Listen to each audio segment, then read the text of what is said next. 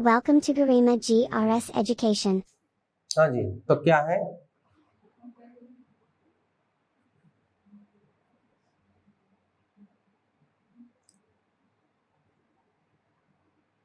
Comparison between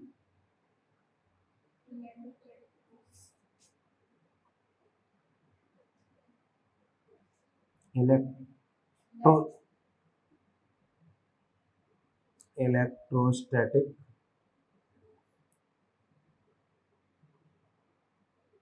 force and gravitational force.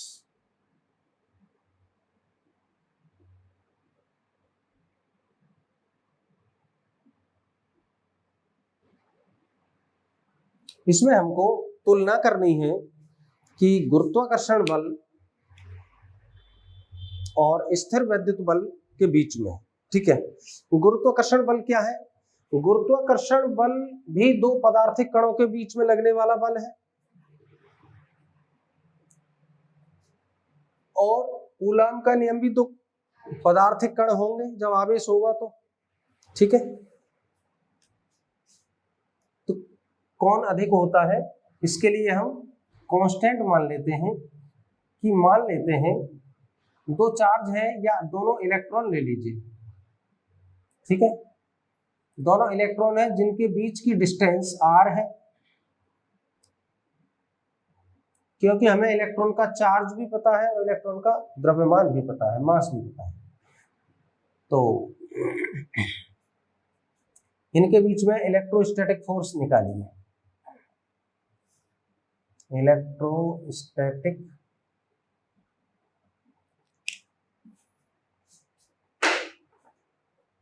तो इनके बीच में क्या है? इलेक्ट्रोस्टैटिक फोर्स कितना होगा? इलेक्ट्रोस्टैटिक फोर्स Fe से दिखा लेंगे यहाँ 1/4πε0 Q1 Q2 upon R square, और Q1 Q2 क्या है? दोनों इलेक्ट्रॉन है, तो Fe हो जाएगा 9 × 10⁻⁹ है इसकी वैल्यू, और इसका मतलब है 1.6 × 10⁻⁻19 इंटू 1.6 × 10⁻⁻19 अपॉन R स्क्वायर। जो भी दूरी है उसको रहने को तुलना ही तो करनी है। अब ग्रेविटेशनल फोर्स निकालते हैं इनके बीच।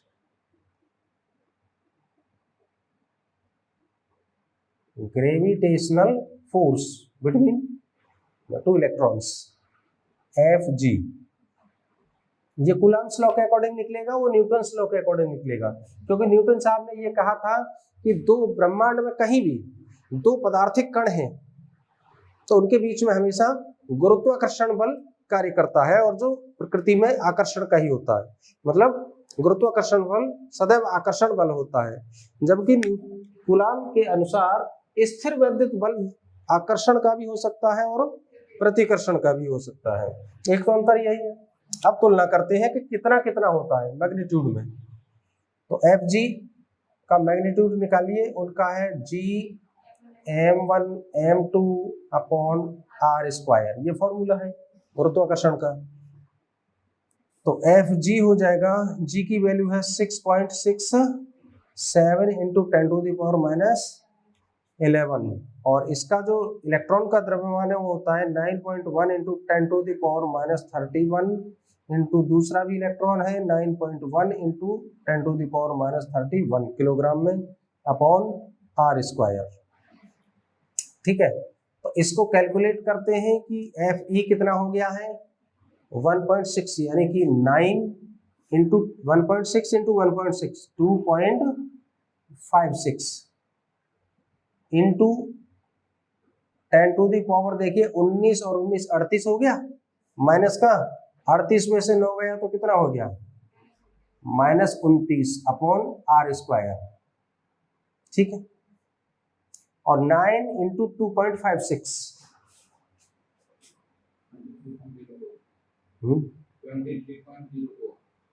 23.04 4 इंटू 10⁻⁻29 अपॉन आर स्क्वायर, इतना हो गया। और इसकी मल्टीप्लाई 6.67 इंटू 9.1 इंटू 9.1,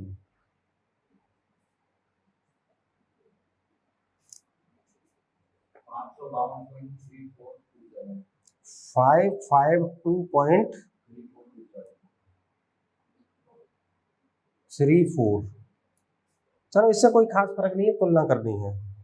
और इसका ये तो -31 -31 कितना हो गया, 62 और 11 3 7 73 हो गया, इंटू 10⁻⁻73 अपॉन आर स्क्वायर, इतना हो गया। ठीक है, अब यहां तुलना कर लेंगे, यहां तुलना करते हैं एफ ई अपॉन एफ जी। तो एफ ई कितना है 2.3 इंटू 10⁻⁻28, एक पॉइंट हम यहाँ ले आए ऑर्डर पेयर में, ठीक है, upon F G upon R square आएगा, अपॉन आर स्क्वायर, और इसको मल्टीप्लाई कर लो, आर स्क्वायर ऊपर आ जाएगा इसका, और 5.5 इंटू 10⁻⁻ कितना हो जाएगा 1 2, तो -71,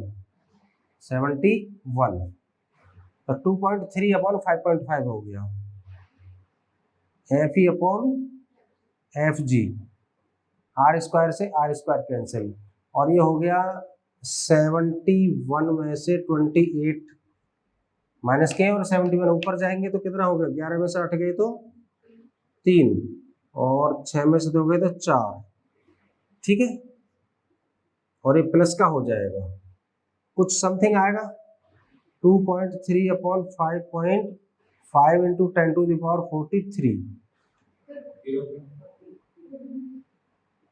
43,